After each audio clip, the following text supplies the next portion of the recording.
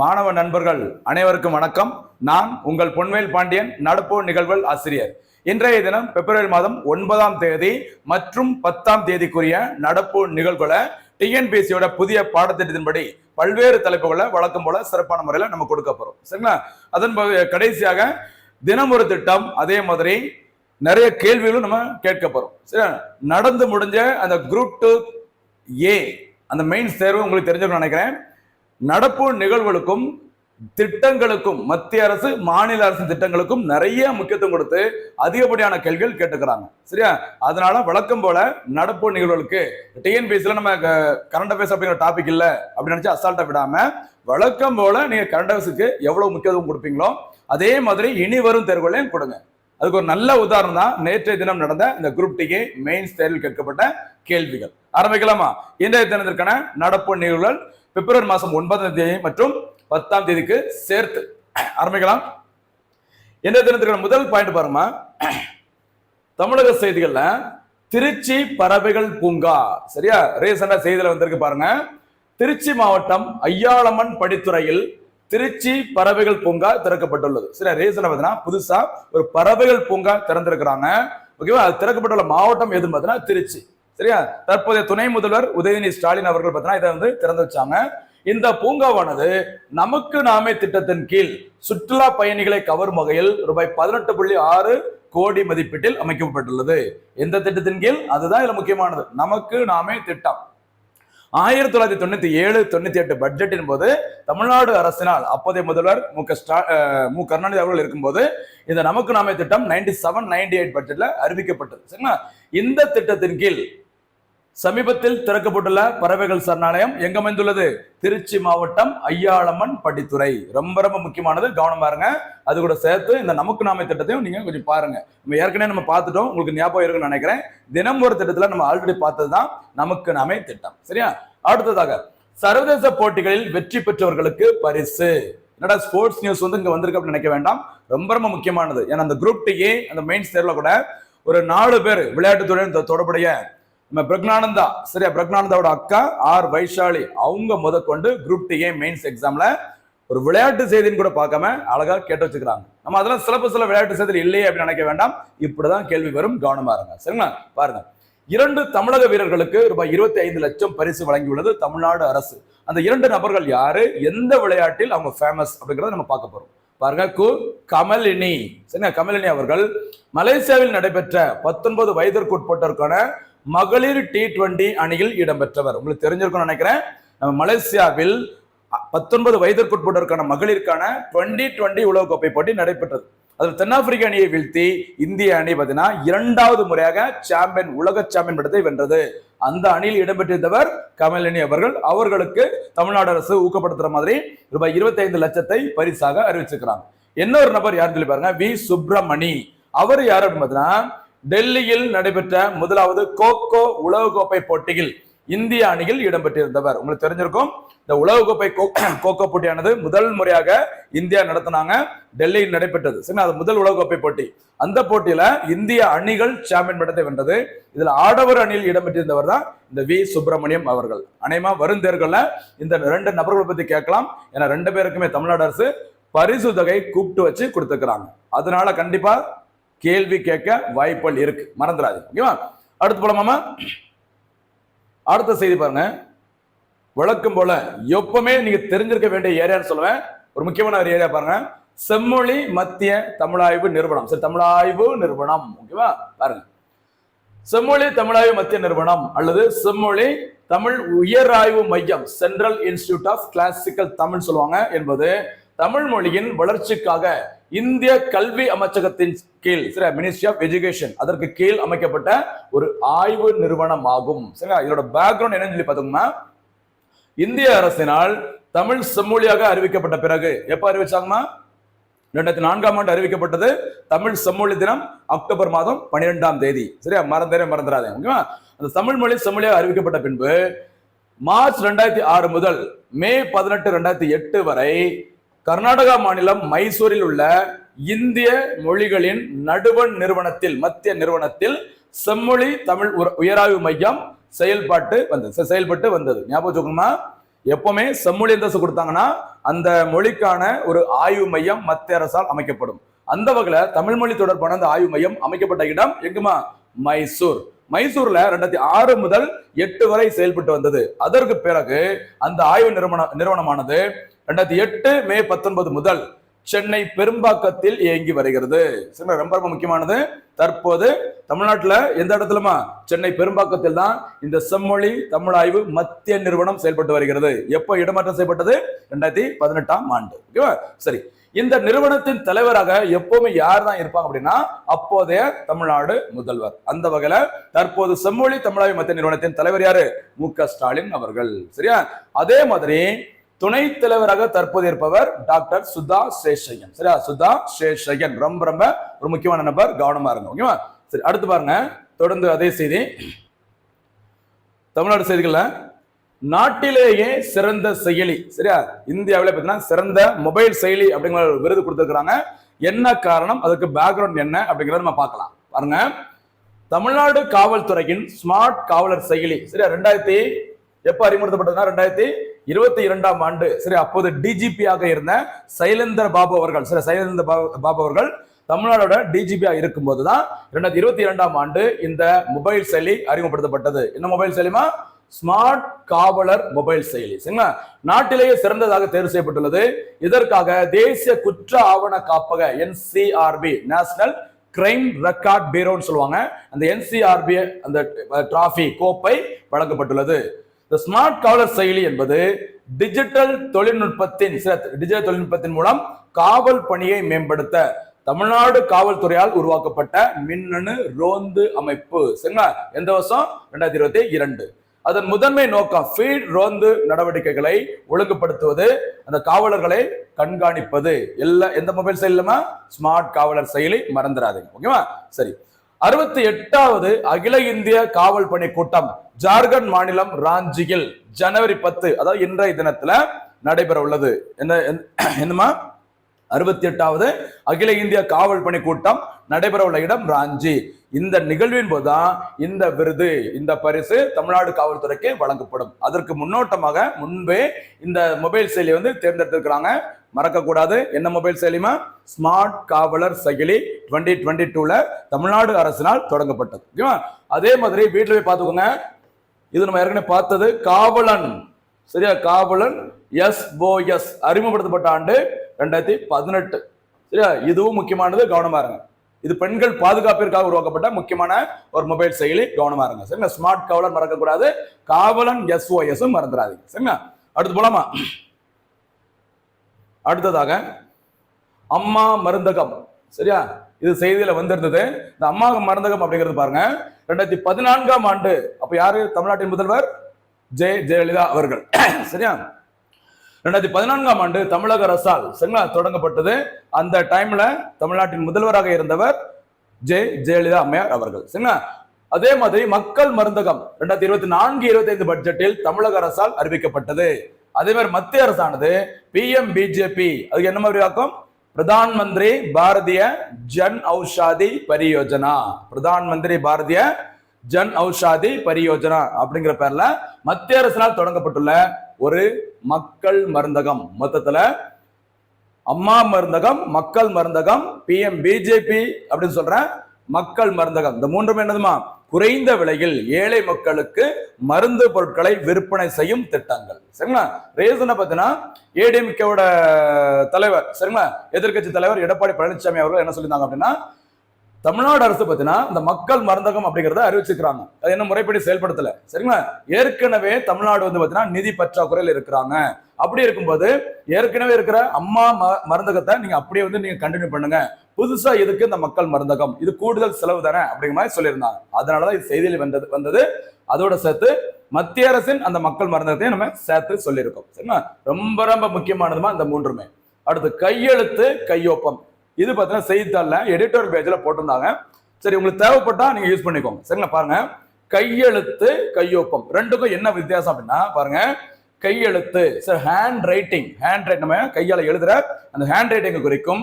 கையொப்பம் என்பது சிக்னேச்சர் என கொள்ள வேண்டும். சரிங்களா? ஒருவர் எப்படி எழுதுகிறார் என்பதை அவருடைய கையெழுத்து என்று கூறுகிறோம். கையொப்பம் என்பது ஒருவர் தன்னை சான்றளித்தல் ஆகும். சரிங்களா? கையொப்பம் நம்ம ஒரு பத்திரத்திலயோ நம்ம கோடிங் ஷீட்ல பார்த்தீங்கன்னா நம்ம சைன் போடுவோம்ல, அதான் என்ன சொல்றாங்க, கவனமா இருக்குமா, கையொப்பம். ஓகேவா? கை எழுத்து அப்படிங்கிறது நம்ம வந்துட்டு ரிட்டர்ன்ல எழுதி கொடுப்போம், ஏதாச்சும் அன்புள்ள அப்பா அம்மா ஏதாவது எழுதும்ல, அதெல்லாம் கையெழுத்து. இந்த ரெண்டு வார்த்தைகளுக்கும் வித்தியாசம் அதுதான் அப்படி சொல்றாங்க. ஒருவேளை தமிழ்ல கூட கேட்கலாம், கவனமா இருங்க. இது வந்து நியூஸ் பேப்பர்ல வந்தது, யூஸ்ஃபுல்லா இருந்தா பயன்படுத்திக்கோங்க. ஓகேவா? அடுத்து போலாமா? அடுத்ததாக முக்கியமான ஒரு செய்தி, ஆட்சியல் செய்தி. தேசிய அளவில் ஒரு முக்கியமான ஒரு செய்தி. டெல்லியில் ஆட்சியை பிடித்தது பிஜேபி. உங்களுக்கு தெரிஞ்சிருக்கும், டெல்லியில இதற்கு முன்பு ஆட்சியில் இருந்தது ஆம் ஆத்மி கட்சி. சரியா? அரவிந்த் கெஜ்ரிவால் உருவாக்கிய ஆம் ஆத்மி கட்சி தான் ஆட்சியில இருந்தாங்க. கவனமா இருங்க. சமீபத்தில் தேர்தல் நடைபெற்றது டெல்லியில. பாருங்க, டெல்லி சட்டப்பேரவையின் 70 தொகுதிகளுக்கான அந்த தேர்தலானது பிப்ரவரி 5ஆம் தேதி அன்று ஒரே கட்டமாக நடைபெற்றது. சரிங்களா? இந்த தேர்தல் முடிவுகள் பிப்ரவரி மாதம் 8ஆம் தேதி வெளியிடப்பட்டது. அதுல பிஜேபி 48 தொகுதிகளிலும் ஆம் ஆத்மி கட்சி 22 தொகுதிகளிலும் வெற்றி பெற்றது. காங்கிரசுக்கு ஒரு சீட் கூட கிடைக்கல. சரிங்களா? இதன் மூலம் 27 ஆண்டுகளுக்கு பிறகு பாஜக, பாரதிய ஜனதா கட்சியானது டெல்லி சட்டமன்ற தேர்தலில் வெற்றி பெற்றுள்ளது. இனி அடுத்து முதல்வர் யாரு அப்படிங்கிறத தேர்ந்தெடுப்பாங்க. சரியா? ஆம் ஆத்மி கட்சி எப்ப உருவாக்கப்பட்டதுன்னு பாருங்க. நவம்பர் 26 அரசியலமைப்பு தினம், அரசியலமைப்பு விழிப்புணர்வு தினம், தேசிய பால் தினம், வர்கீஸ் குரியன் அவருடைய பிறந்த நாள். அன்றைய தினம் நவம்பர் 26ஆம் தேதி 2012ஆம் ஆண்டு தொடங்கப்பட்டதுதான் இந்த ஆம் ஆத்மி கட்சி. அரவிந்த் கெஜ்ரிவால் அவர்களால் தொடங்கப்பட்டது. சரிங்களா?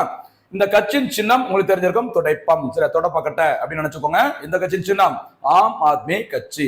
இந்த மாதிரி செய்திகள் கொஸ்டின்ஸ் எல்லாம் அப்பப்போ எக்ஸாம்ல கேட்பாங்க. தேசிய கட்சிகள், மாநில கட்சிகள் அந்த அந்தஸ்தை பெறுவதற்கு என்ன தகுதிகள், அந்த கட்சிகளின் சின்னங்கள், சரி, யானை, பானை, இந்த தொடப்பக்கட்டை, இந்த மாதிரி நிறைய கேட்பாங்க. கொஞ்சம் கவனமா இருங்க. சரிங்களா? நெக்ஸ்ட், டெல்லியின் துணைநிலை ஆளுநராக இருப்பவர் வினய் குமார் சக்சேனா, VK சக்சேனா. அப்ப டெல்லியை பத்தி ஒரு நியூஸ் என்ன அப்படின்னு பார்த்தீங்கன்னா, அங்க 70 தொகுதிகளை கொண்டது சட்டமன்றம். அதற்கு ரீசனா தேர்தல் நடைபெற்றது. அதுல 27 ஆண்டுகளுக்கு பிறகு பிஜேபி வின் பண்ணி இருக்கிறாங்க. சரிங்களா? 2ஆம் இடத்தை பெற்றது ஆம் ஆத்மி கட்சி. காங்கிரஸ் கட்சிக்கு ஒரு சீட்டு கூட கிடைக்கல. சரிங்களா? அதே மாதிரி இந்த ஆம் ஆத்மி கட்சியானது தொடங்கப்பட்ட ஆண்டு 2012. அதனுடைய சின்னம் துடைப்பம். ஓகேவா? அடுத்து போலாமா? அடுத்ததாக தேர்தல் தொடர்பான முக்கிய தகவல்கள். சரி, அந்த ஈரோடு, தமிழ்நாட்டுல ஈரோடு கிழக்கு தொகுதியில் இடைத்தேர்தல் நடைபெற்றது. அதுல ஆளும் திமுக பார்த்தீங்கன்னா அவங்க தான் வந்து வின் பண்ணியிருந்தாங்க. சந்திரகுமார் என்பவர் தான் அந்த இதுல போட்டியிட்டு வெற்றி பெற்றார். சரிங்களா? அது தொடர்பான ஒரு செய்தி. அதாவது இந்த சந்திரகுமார் அவர் வின் பண்ணாங்கல்ல, அவரை தவிர எதிர்த்து போட்டியிட்ட அனைவரும் டெபாசிட் இழந்தனர். அப்படிதான் உங்களுக்கு செய்தியால போட்டிருந்தாங்க. அது தொடர்பா எக்ஸ்ட்ரா 2 பாயிண்ட் நம்ம பார்க்க போறோம். பாருங்க, பதிவான மொத்த வாக்குகளில் ஒரு இடத்துல எலெக்ஷன் நடக்குது, ஒரு தொகுதியில ஒரு எலெக்ஷன் நடக்குது அப்படின்னா, பதிவான மொத்த வாக்குகளில் 6ல் 1 பங்கு பெற்றால் மட்டுமே வைப்பு தொகை திரும்ப வழங்கப்படும். சரி, நம்ம டெபாசிட் வந்து செலுத்த வேண்டியது இருக்கும். சரியா? பொது தொகுதி, SC ST தொகுதி அப்படின்னு சொல்லிட்டு அந்த வைப்பு தொகை, டெபாசிட் அமௌண்ட் வந்து நம்ம எலெக்ஷன்ல போட்டிடுறதுக்கு முன்னாடி என்ன பண்ணணும், செலுத்த வேண்டும். சரிங்களா? நீங்க 6ல் 1 பங்கு ஓட்டு வாங்கியிருந்தா மட்டும்தான் என்ன பண்ண முடியும், நமக்கு அந்த வைப்பு தொகையை திரும்ப பெற முடியும். அந்த வகையில இந்த ஈரோடு கிழக்கு தொகுதியில அந்த சந்திரகுமார் இருக்காருல, MLA தேர்ந்தெடுக்கப்பட்டுள்ளார், அவரை தவிர எதிர்த்து போட்டிட்ட சரிங்களா நாம் தமிழர் கட்சியா இருக்கட்டும், சுயேட்சையா இருக்கட்டும், யாருமே 6ல் 1 பங்கு ஓட்டை பெறவில்லை. அதனால அனைவரும் வைப்பு தொகையை இழந்தனர் அப்படின்னு செய்தியில வந்தது. ஓகேவா? அடுத்து, மொத்த சீட்டுகளில் அது MLAவோ MP சீட்டோ, ஓகேவா, மாநிலமோ மத்திய அரசா இருக்கட்டும், மொத்த சீட்டுகளில் 10% வென்றால் மட்டுமே எதிர்கட்சிக்கான அந்தஸ்து வழங்கப்படும். சில மொத்தம் எவ்வளவு தொகுதியில் இருக்குதோ அதுல பாத்தீங்கன்னா குறைஞ்சபட்சம் 10% MLA சீட்டோ அல்லது MP சீட்டோ வின் பண்ணியிருந்தாதான் அந்த கட்சிக்கு எதிர்கட்சிக்கான அந்தஸ்து வழங்கப்படும். அந்த வகையில 2014ஆம் ஆண்டு 2014 பாத்தீங்கன்னா மத்திய அரசு பிஜேபி வந்து ஆட்சி பிடிச்சாங்க. அப்பவும் எதிர்கட்சிக்கான அந்தஸ்து கிடையாது. ஏன்னா காங்கிரஸ் கட்சியானது அந்த 10% சீட்டு கூட வின் பண்ணல. அதுக்கப்புறம் 2019 அதே மாதிரிதான் 2024ஆம் ஆண்டு காங்கிரஸ் கட்சி 99 MP தொகுதியில் வெற்றி பெற்றது. அதனாலதான் காங்கிரஸ் கட்சியை சேர்ந்த ராகுல் காந்தி அவர்களுக்கு மக்களவைக்கான எதிர்கட்சி தலைவர் அப்படிங்கிறது முறைப்படி அந்த அந்தஸ்து வழங்கப்பட்டது. சரிங்களா? எத்தனை சதவீதம் வின் பண்ணிருக்கணுமா, 10% சீட்டுகளை வின் பண்ணியிருந்தா மட்டும்தான் எதிர்கட்சிக்கான அந்தஸ்து முறைப்படி வழங்கப்படும். அதே மாதிரி மொத்த சீட்டுகளில் 15% உறுப்பினர்கள் மட்டுமே அமைச்சர்களாக பதவியேற்க முடியும். MLA MP ஆகிட்டாங்கன்னா எல்லாருக்குமே பார்த்தீங்கன்னா அமைச்சர் பொறுப்பு கொடுத்துட முடியாது. மொத்தம் எவ்வளவு பேர் இருக்காங்களோ அதுல 15% அந்த உறுப்பினர்கள் மட்டும் தான் அமைச்சர் பதவி வழங்க முடியும். அந்த வகையில இந்த மூன்றுமே ரொம்ப ரொம்ப முக்கியமானது. சரிங்களா? என்ன பார்த்திருக்கோமாங்க, அந்த டெபாசிட் வந்து திரும்ப வாங்கணும்னா 6ல் 1 பங்கு ஓட்டை நம்ம வாங்கியிருக்கணும். அதே மாதிரி மொத்த சீட்டுகளில், சரியா, மொத்த தொகுதிகளில் 10% தொகுதியில் வெற்றி பெற்றால் மட்டும்தான் எதிர்கட்சிக்கான அந்தஸ்து வழங்க முடியும். அதே மாதிரி மொத்த உறுப்பினர்களில் 15% நபர்களுக்கு மட்டும்தான் அமைச்சரவையில் இடம் கிடைக்கும். அதுதான் தேர்தல் தொடர்பான முக்கிய செய்திகள். ஓகேவா? அடுத்து போலாமா? அடுத்ததை பாருங்க, ஒரு சுகாதார செய்தி, ரொம்ப ரொம்ப விழிப்புணர்வு தேவையான ஒரு செய்தி பாருங்க. குடல் புழு நீக்க மாத்திரை. சரியா? குடல் புழு நீக்க மாத்திரை உங்களுக்கு தெரிஞ்சிருக்கும். 2 மாத்திரைகள் சொல்லுவாங்க. அதுல பொதுவான பேர் பார்த்தீங்கன்னா அல்பெண்டசோல். சரி, அந்த அல்பெண்டசோல் அப்படிங்கிற மாத்திரையானதான் அந்த குடல் புழுவை நீக்குவதற்கு பயன்படுத்தக்கூடிய ஒரு மாத்திரை. குடல் புழு நீக்க நாள் இந்தியாவில் பார்த்தீங்கன்னா பிப்ரவரி மற்றும் ஆகஸ்ட் மாதம் 10ஆம் தேதிகளில் கடைபிடிக்கப்படுகிறது. சரியா? ஞாபகம், இந்த குடல் புழு நீக்க தினம்ங்கிறது இந்தியாவில் 2 நாட்களில் பின்பற்றப்படுகிறது. ஒன்னு பிப்ரவரி மாதம், இன்னொன்று பார்த்தீங்கன்னா ஆகஸ்ட் மாதம். எந்த தேதிகள்ல? 10ஆம் தேதிகளில் கடைபிடிக்கப்படுகிறது. சரிங்களா? அப்போது அந்த தினத்தின் போது 1 முதல் 19 வயதிற்குட்பட்ட சிறுவர்களுக்கும் 20 முதல் 30 வயதிற்குட்பட்ட பெண்களுக்கும் இந்த மாத்திரைகள் இலவசமாக வழங்கப்படுகிறது. இந்த குடல் புழு தொற்று ஏற்பட முக்கியமான காரணங்கள் அசுத்தமான தண்ணீர், சரியா, மண் மூலம் பரவும் புழுக்கள். சரி, அந்த இதன் மூலமாக தான் இந்த குடல் புழு அப்படிங்கிறது உருவாகிறது சொல்லியிருக்காங்க. அதை சரி பண்றதுக்கு பயன்படுத்தக்கூடிய மாத்திரையின் பேர் என்னமா? அல்பெண்டசோல். கவனமா இருங்க, ரொம்ப ரொம்ப முக்கியமான செய்தி. அடுத்து போலாமா? அடுத்ததாக ஒரு தேசிய செய்தி பாருங்க. மணிப்பூர் முதல்வர் ராஜினாமா. சரி, மணிப்பூர்ல உங்களுக்கு தெரிஞ்சிருக்கும். சரிங்களா? நிறைய கலவரங்கள் ஏற்பட்டது. அந்த கலவரத்தை கட்டுப்படுத்த முடியாம நிறைய தண்ணீர் இருக்கிறாங்க.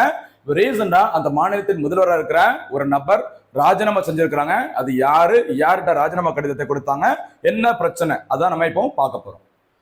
மணிப்பூர் முதல்வர் பிரேன் சிங் அல்லது பைரேன் சிங், BIREN, பைரேன் சிங் ராஜினாமா செய்தார். பிரேன் சிங் என்பவர் தனது ராஜினாமா கடிதத்தை மணிப்பூரின் தற்போதைய ஆளுநராக இருக்கிற அஜய்குமார் பல்லாவிடம் வழங்கினார். ஓகேவா? இதே நோட் பண்ணிக்கோங்க. தன்னுடைய ராஜினாமா கடிதத்தை யாரிடம் வழங்குவார் அப்படிங்கிற சிம்பிளா பேசிக்க கேட்கலாம். கவனமாக. மணிப்பூர் கலவரம் தொடர்பான விசாரணை குழுக்களின் சில குழுக்களின் தலைவர்கள் ஒருத்தங்க கீதா மிட்டல், இன்னொருத்தங்க அஜய் லம்பா. அது நம்ம நிறைய வாட்டி பார்த்துட்டு உங்களுக்கு தெரியும் நினைக்கிறேன். சரிங்களா? பாருங்க, மோதலில் ஈடுபட்டுள்ள அந்த குழுக்கள், சரியா, மெய்தி, குகி மற்றும் நாகா. உங்களுக்கு தெரிஞ்சிருக்கும், மணிப்பூர் கலவரத்துல முக்கியமான பிரச்சனைகள் யாருக்கு இடையில தான்? மெய்தி, ஓகேவா, அடுத்து குகி, அடுத்து நாகா. யாருக்கு வந்து பழங்குடி அந்தஸ்தினர் கொடுக்க வேண்டும், கொடுக்க கூடாது அப்படின்னு சொல்லிட்டு இந்த சமூகத்தினிடையே ஏற்பட்ட மோதலில எப்படி வன்முறை ஏற்பட்டது, என்ன காரணம், எவ்வளவு அழிவுகள் ஏற்பட்டது, அதை விசாரிக்கிறதுக்கு 2 கமிட்டிகள் போடப்பட்டது. அதுல கீதா மிட்டல் தலைமையிலான குழுவினை அமைத்தது இந்திய உச்ச நீதிமன்றம். சரியா?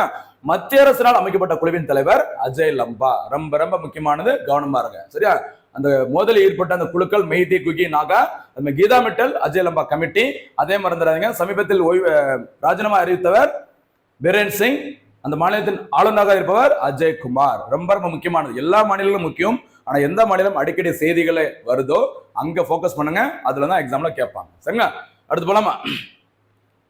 அடுத்ததாக 15வது ஏரோ இந்தியா விமான கண்காட்சி எப்பவுமே பார்த்தீங்கன்னா பெங்களூருவில் நடைபெறும். ஏலகங்கா அப்படின்னு சொல்லுவாங்க, அந்த இடத்துல இது எப்பவுமே நடைபெறும். 15வது ஏரோ இந்தியா விமான சாகச நிகழ்ச்சி மற்றும் கண்காட்சி பெங்களூருவில் பிப்ரவரி 10 அன்று தொடங்கியது. அதாவது இன்றைய தினம் தொடங்கி இருக்குது. சரிங்களா? இந்த கண்காட்சியின், அந்த காட்சியின் சாகச நிகழ்ச்சியின் மைய கருத்து என்ன அப்படின்னு சொல்லி பார்த்தீங்கன்னா, கோடிக்கணக்கான பாதைகளின் ஓடு பாதை. சரியா? கோடிக்கணக்கான பாதைகளின் ஓடு பாதை என்ன அப்படின்னு சொல்லி கேட்கலாம். கவனமா இருங்க. அதாவது எதனுடைய மைய கருத்து அப்படின்னு சொல்லி கேட்கலாம். கவனமா இருங்க. சரிங்களா? ஓகே, நெக்ஸ்ட் அடுத்து 2 ஆண்டுகளுக்கு ஒரு முறை இந்த நிகழ்ச்சியானது நடைபெற்று வருகிறது. கவனமா இருங்க. மத்திய பாதுகாப்பு அமைச்சகத்தின் கீழ் இயங்கும் பாதுகாப்பு உற்பத்தி துறையின் பாதுகாப்பு கண்காட்சி நிறுவனம் இந்த கண்காட்சியை நடத்தியிருக்கிறாங்க. சரிங்களா? வரலாற்றில் முதல் முறையாக இந்த கண்காட்சியில என்ன சிறப்பு அப்படிங்கிறத பாருங்க. வரலாற்றில் முதல் முறையாக இந்த நிகழ்ச்சியில் 5ஆம் தலைமுறை, 5th ஜெனரேஷன் சொல்லுவாங்க, 5ஆம் தலைமுறை விமானங்களான ரஷ்யா நாட்டின் Su-57, சரி, இப்படி செய்தியில வந்ததுனால இது எந்த நாட்டில் சொந்தமானதுன்னு கேட்கலாம். Su-57 Russia. அது மாதிரி அமெரிக்காவின் F-35, சரி, F-35 ஆகியவை பங்கேற்க உள்ளன. இது எல்லாமே என்னதுமா? போர் விமானங்கள். சரிங்களா? தற்போது இந்திய விமானப்படையின் தலைமை தளபதியாக இருப்பவர் அமர் பிரீத் சிங். சரிங்களா? ரொம்ப முக்கியமானது.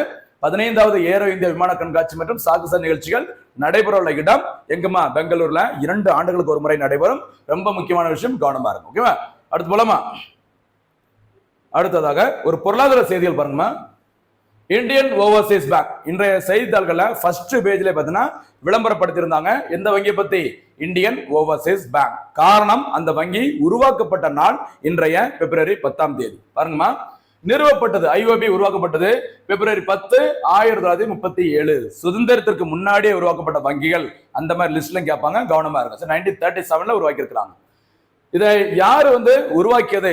சரியா, யார் பார்த்தீங்கன்னா MCT, சரியா, சிதம்பரம் செட்டியார். சரி, சிதம்பரம் செட்டியார் என்பவர் தான் இந்த வங்கியை உருவாக்கி இருக்கிறாங்க 1937ல. இதனுடைய தலைமையிடம் எங்க இருக்கு அப்படின்னு பார்த்தீங்கன்னா சென்னை. சரியா, மத்திய அரசின் அந்த பொதுத்துறை நிறுவன வங்கிகள்ல 12 வங்கிகள் தேசியமயமாக்கப்பட்ட வங்கிகள் இருக்குது. இந்த 12 வங்கிகள்ல தமிழ்நாட்டில் 2 வங்கிகள் இருக்குது. அந்த 2 வங்கிகள்ல ஒரு வங்கி IOB, இந்தியன் ஓவர்சீஸ் பேங்க். இன்னொரு வங்கி எதுன்னு பார்த்தீங்கன்னா இந்தியன் பேங்க். இந்த 12 வங்கிகள்ல 2 வங்கிகள் மட்டும் தான் இந்தியன்கிற பேர்ல ஆரம்பிக்கும். இந்தியன்கிற பேர்ல ஆரம்பிக்கிற 2 வங்கிகளுமே தலைமையிடம் எங்கதான் இருக்குமா? சென்னையில் அமைந்துள்ளது. சரியா, இங்க பாக்குறது IOB. அடுத்து திரியா நகரம். சரி, திரியா நகரம் சவுதி அரேபியா நாட்டில் ரூபாய் 5.4 லட்சம் கோடியில் உருவாகி வரும் ஒரு புதிய நகரம். சரியா, இது பூமியின் நகரம் என்று அழைக்கப்படுகிறது. சரிங்களா, பூமியின் நகரம் என்று அழைக்கப்படுகின்ற திரியா நகரம் ரீசெண்டா செய்தியில வந்திருக்குது. அது எங்க உருவாக்கப்பட்டு வருகிறது? சவுதி அரேபியாவில். இதுல உலக நாடுகளை சேர்ந்த பல்வேறு நிறுவனங்கள் என்ன பண்ண போறாங்க? தங்களுடைய முதலீடுகளை இங்க பண்ண போறாங்க. இதுல தாஜ் ஹோட்டல் உங்களுக்கு தெரிஞ்சிருக்கும். தாஜ் ஹோட்டல் உலக புகழ் பெற்ற இது. தாஜ் ஹோட்டல் ஆனது தன்னுடைய 250வது கிளையை இந்த திரியா நகர்ல ஸ்டார்ட் பண்ண போறாங்க. இதே மாதிரி இந்தியாவை சேர்ந்த நிறைய நிறுவனங்களும் உலக நிறுவனங்களும் இந்த திரியா நகரில் பல்வேறு விஷயங்களை உருவாக்க போறோம், முதலீடு செய்ய போறோம் அறிவிச்சுக்கிறாங்க. அந்த வகையில ஃபியூச்சர்ல இது கண்டிப்பா நிறைய செய்திகள் வரும். திரியா நகரம் எந்த நாடுமா? Saudi Arabia. அடுத்ததாக கடைசியாக இந்த தினத்திற்கான தினம் ஒரு திட்டம், மத்திய அரசின் ஒரு திட்டம் பாருங்க, PM ஸ்ரீ திட்டம். சரி, PM ஸ்ரீ அப்படின்னா Pradhan Mantri schools for rising India. அதான் ஷார்ட்டா என்ன சொல்லியிருக்காங்க? PM ஸ்ரீ திட்டம் சொல்றாங்க. PM ஸ்ரீ திட்டம் என்பது இந்திய அரசாங்கத்தால் செப்டம்பர் மாதம் 7ஆம் தேதி 2022ஆம் ஆண்டு அன்று தொடங்கப்பட்டது. இப்ப கொஞ்சம் முன்னாடி ஸ்டார்டிங்ல 2022 எதுக்கு பார்த்தோம்? இந்த வருஷம் எதுக்குமா பார்த்தோம்? ஞாபகம் இருந்தா நம்ம வீடியோ நீங்க கரெக்டா ஃபாலோ பண்றீங்கன்னு அர்த்தம். 2022ல என்ன மொபைல் செயலி? ஒரு செயலி, ஸ்மார்ட் காவலர் செயலி. அதுதான் இந்தியாவில் சிறந்த செயலியாக தேர்ந்தெடுக்கப்பட்டது, ஸ்மார்ட் காவலர் செயலி 2022. அதே வருஷத்துல தான் மத்திய அரசினால் PM ஸ்ரீங்கிற திட்டம் தொடங்கப்பட்டது 2022ல. இந்த திட்டமானது பள்ளிகளின் கல்வி மற்றும் உள்கட்டமைப்பின் தரத்தை மேம்படுத்துவதற்காக தொடங்கப்பட்டுள்ளது. மத்திய அரசு இந்த திட்டம், மாநில அரசு பேராசிரியர் அன்பழகன் பள்ளி மேம்பாட்டு திட்டம், அதே மாதிரி நிறைய திட்டங்களை தமிழ்நாட்டில் இருக்க ஸ்கூலோட அந்த இன்ஃப்ராஸ்ட்ரக்சர் டெவலப் பண்றது ஸ்டார்ட் பண்ணிக்கிறாங்க, நிறைய திட்டங்கள். அதே மாதிரி மத்திய அரசு தொடங்கிய அந்த திட்டத்தின் பேருமா PM ஸ்ரீ திட்டம். இது 2020 தேசிய கல்விக் கொள்கை செயல்படுத்துவதில் ஒன்றாகும். தேசிய கல்விக் கொள்கை 2020, அந்த கொள்கையை செயல்படுத்துறதுல இந்த ஒரு திட்டமும் ஒரு பகுதி அப்படிங்கிற மாதிரி சொல்லிக்கிறாங்க. சரிங்களா, இதான் என்ன தினத்திற்கான தினம் ஒரு திட்டம். மறுபடியும் சொல்றேன், போட்டித் தேர்வுகள்ல கரண்ட் அஃபேர்ஸும் திட்டங்களும் முக்கிய பங்கு வகிக்குது. அதுக்கு நல்ல உதாரணம் நேற்றைய தினம் நடைபெற்ற குரூப் A மெயின் தேர்வு. அதுல கேட்கப்பட்ட நிறைய கேள்விகள் பார்த்தீங்கன்னா இந்த ஏரியால இருந்து வந்திருக்குதுமா. எதுல இருந்து? கரண்ட் அஃபேர்ஸும் திட்டங்கள்ல இருந்து. சரிங்களா, அதனால மறுபடியும் சொல்றேன், கரண்ட் அஃபேர்ஸுக்கும் திட்டங்களுக்கும் ரொம்ப ரொம்ப முக்கியத்துவம் கொடுங்க. நம்மளோட வீடியோஸ்லயும் அதுக்கு தான் முக்கியத்துவம் கொடுத்திருக்கோம், தொடர்ந்து பாருங்க. சரிங்களா, கடைசியாக இந்த தினத்திற்கான கேள்விகள் ஆரம்பிக்கலாமா? இந்த தினத்திற்கு முதல் கேள்விமா, PM ஸ்ரீ திட்டம் எப்போது தொடங்கப்பட்டது? அந்த திட்டத்தின் முக்கியமான நோக்கம் என்ன? ஓகேவா? அடுத்ததாக இரண்டாவது கேள்வி, திரியா நகரம் எந்த நாட்டினால் உருவாக்கப்பட்டு வருகிறது? திரியா நகரம், அது இரண்டாவது கேள்வி. மூன்றாவது கேள்வி, தற்போது இந்தியாவில் உள்ள பொதுத்துறை நிறுவனங்களில் எத்தனை வங்கிகள் தேசியமயமாக்கப்பட்ட வங்கிகள்? அது மூன்றாவது கேள்வி. அடுத்ததாக மணிப்பூர்லாம் நிறைய வாட்டி கேட்டுட்டோம். சரி, அடுத்து இந்த குடல் புழுவை நீக்குவதற்கு இலவசமாக வழங்கப்படும் அந்த மாத்திரையின் பெயர் என்ன? அது நான்காவது கேள்விமா. அடுத்ததாக எலெக்ஷன், இதெல்லாம் நம்ம நிறைய வாட்டி பார்த்துட்டோம், ஃபியூச்சர்ல வரும், அப்ப பார்த்துக்கலாம். சரிங்களா, அடுத்து நாட்டிலேயே சிறந்த செயலியாக எந்த செயலி தேர்ந்தெடுக்கப்பட்டுள்ளது? அந்த செயலி எந்த ஆண்டு யாரால் அறிமுகப்படுத்தப்பட்டது? அது ஐந்தாவது கேள்வி. அடுத்ததாக